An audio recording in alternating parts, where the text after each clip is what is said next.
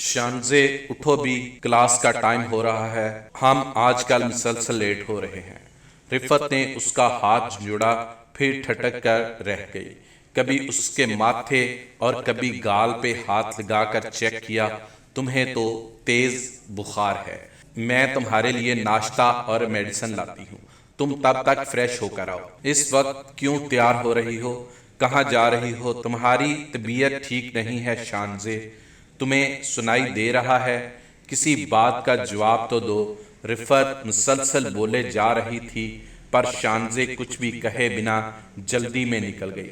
رفت اس کے پیچھے گئی تو ہاسٹل کے گیٹ پر باہر اصغر کو کھڑے پایا، جو زور زور سے چلا رہا تھا، اصغر تم میرے ساتھ ایسا نہیں کر سکتے۔ شانزے ہاتھ جوڑے دہائیاں دے رہی تھی، اصغر اس کی بے بسی پر ہنس رہا تھا۔ اصغر اچانک طیش میں آ گیا، اب اگر تم چاہتی ہو کہ یہ فوٹوگرافز تمہارے بیچارے غریب ماں باپ تک نہ پہنچیں تو جب جب میں بلاؤں چپ چاپ چلی آنا، سمجھی؟ شانزے ہاں یا نہ میں جواب نہیں دے سکی، وہ بس روئے جا رہی تھی۔ اور بالآخر شانزے اس کی بائک پہ بیٹھ گئی۔ یہ کبھی نہیں سدھرے گی، رفت کہتی ہوئی واپس اپنے روم میں آ گئی۔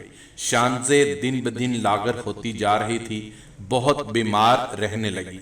رفت کو اس کی بہت فکر تھی، پڑھائی سے بہت دور رہنے لگی تھی، اور جب پڑھنا ہی نہیں تو گھر سے دور ہاسٹل میں رہنے کا کیا مطلب؟ وہ شانزے کے پاس دو ٹوک بات کرنے کو پہنچی۔ شانزے نے رفت کو دیکھتے ہی فون رکھ دیا۔ شانزے، تم نے اپنا کیا حال بنا رکھا ہے؟ جو تمہارا احساس ہی نہ کرے ایسے شخص سے کیوں ملتی ہو؟ شانزے رفت کو گلے لگا کر بہت روئی اور اسے ساری بات بتائی کہ کس طرح اصغر اسے بلیک میل کر رہا ہے۔ رفت بھی پریشان ہوئی، لیکن اپنی ہمت جمع کر کے اس نے شانزے کو تسلی دینا شروع کی۔ دیکھو شانزے، جو ہونا تھا ہو گیا، تم اس سے جتنا ڈرو گی وہ تمہیں اور ڈرائے گا۔ اسے جواب دو آگے سے۔ رفت اسے اکیلا نہیں چھوڑنا چاہتی تھی۔ نہیں، وہ تمام فوٹوگرافز میرے گھر والوں کو دکھا دے گا، وہ بیچارے شرم سے مر جائیں گے،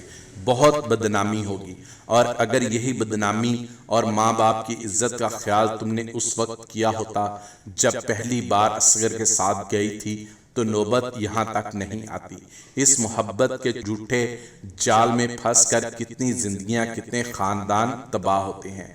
وجہ کچھ بھی بنے، انجام برا ہی ہوتا ہے۔ رفت بازوؤں میں چہرہ چھپائے شانزے کو حقیقت بتا رہی تھی۔ آگے سے جواب نہ پا کر اس نے شانزے کو ہلایا تو زور زور سے چلانے لگی۔ شانزے اس دنیا سے ناتا توڑ چکی تھی، اسے بہت آسان موت مل گئی، ہر طرح کے ڈر اور خدشات سے جان چھوٹ گئی اس کی۔ پھر سے ایک اور موت کی سنسنی پھیل گئی۔ ایسے بہت سے حالات ہمارے اپنے پیدا کردہ ہوتے ہیں، پر خمیازہ پورے خاندان کو بھگتنا پڑتا ہے۔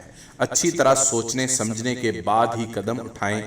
برائے مہربانی لائک اور شیئر کر کے دوسروں تک پہنچائیں۔ آپ کے چند سیکنڈ لگیں گے، لیکن شاید ہماری اس چھوٹی سی کوشش سے کسی کی زندگی بچ جائے۔